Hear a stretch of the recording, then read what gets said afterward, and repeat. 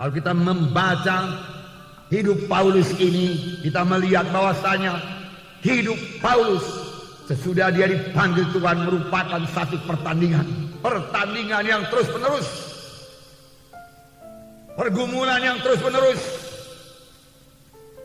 Paulus berkata, aku telah mengakhiri pertandingan, aku telah mengakhiri perlombaan. Dan tentunya Paulus membuangkan semua beban-beban berat.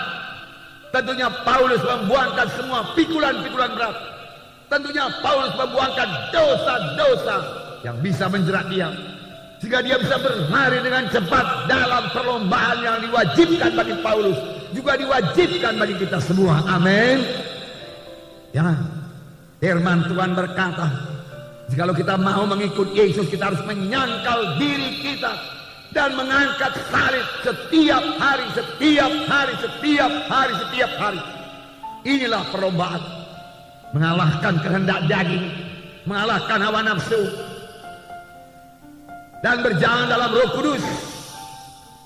Paulus berkata dalam 1 Korintus 9 ayat 27, kesaksian Paulus, dia terus menyangkal dirinya, karena dia berkata, aku masih bisa terbuang, tetapi aku melatih tubuhku dan menguasainya seluruhnya, supaya sesudah memberitakan Injil kepada orang lain, jangan aku sendiri ditolak. Jangan aku sendiri ditolak, sudah aku memberitakan Injil kepada orang lain. Rupanya sesudah kita memberitakan Injil kepada orang lain, tetapi sesudah itu, hari-hari berikutnya, tahun-tahun berikutnya dari akhir hidup kita ini, kita pakai hidup dalam kehendak daging, maka Tuhan akan menolak kita. Paulus tidak mau hal itu terjadi kepadanya.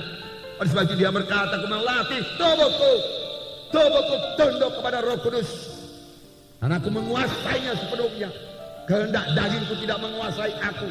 Aku dan kuasa Roh Kudus menguasai kehendak dagingku, menguasai hawa nafsuku, menguasai kemarahanku, menguasai kemalasanku.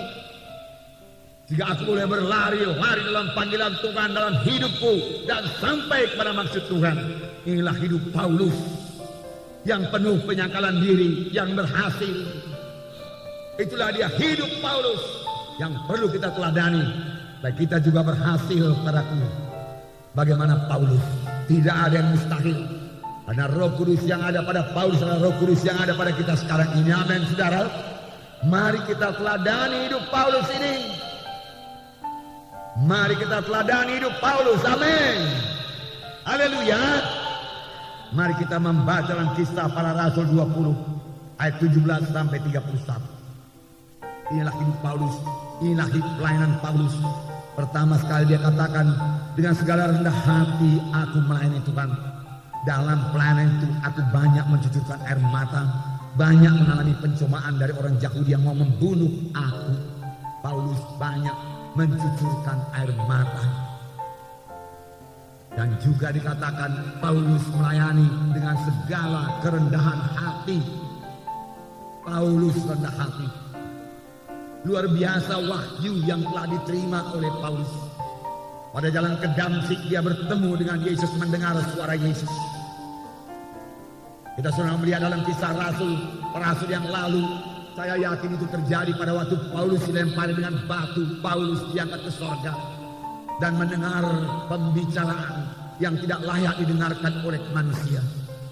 Paulus menerima ilham yang luar biasa daripada Tuhan. Paulus mengenal Tuhan Yesus. Paulus mengenal kehendak Tuhan dalam hidupnya. Paulus melayani dalam satu pelayanan yang sangat berkuasa, penuh dengan tanda ajaib mujizat. Bahkan dikatakan kain-kain atau sabut tangan yang pernah dipakai oleh Paulus lalu dibawa kepada orang sakit, diletakkan atas orang sakit, lalu orang itu sembuh. Meskipun demikian, besarnya wahyu urapan yang dimiliki oleh Paulus, Paulus tetap rendah hati, bakal lembut hati. Dengan segala kerendahan hati aku melayani kamu, dengan banyak mencucurkan air mata aku melayani kamu. Sungguh-sungguh Paulus meniru Tuhan Yesus. Tuhan sendiri berkata, belajarlah kepadaku karena aku rendah hati. Karena aku lembut hati dan rendah hati, maka engkau akan mendapat sentosa bagi jiwamu. Rendah hati. Rendah hati tidak sama dengan rendah diri. Rendah diri atau dikatakan oleh orang dunia ini minder, dia katakan merasa diri tidak layak, merasa diri lemah, merasa diri tidak sanggup. Itu bukan daripada Tuhan, dan itu bukan rendah hati. Itu rendah diri yang menyebabkan kita tidak bisa dipakai Tuhan. Kalau kita tidak mau keluar dari perasaan rendah diri kita tersebut. Tapi saya percaya Roh Kudus, firman Tuhan yang hidup, yang diurapi oleh Roh Kudus, bisa mengubahkan kita yang merasa rendah diri ini menjadi orang yang bisa dipakai Tuhan, menjadi orang yang memiliki semangat yang menyala-nyala, menjadi orang yang memiliki visi yang baru, mengenal keadaannya yang baru dalam Tuhan, bahwasanya Tuhan telah memberikan pada satu hidup yang baru, hidup yang berkemenangan, hidup yang berhasil, bahwasanya dalam Tuhan dia akan menjadi orang yang berhasil. Amin. Oleh sebab itu buang semua perasaan rendah diri saudara, karena di dalam Tuhan Yesus adalah satu kejadian yang baru. Perkara lama lenyap, termasuk perasaan rendah diri, perasaan tidak berharga, perasaan lemah-lemah, perasaan pelimplang, dibuangkan oleh Roh Kudus dan terima satu kejadian baru daripada Tuhan yang membuat saudara hidup berkemenangan dalam dunia ini dan boleh mengerjakan pekerjaan Tuhan. Amin. Puji Tuhan. Roh Kudus mau mengubahkan kita, saudaraku.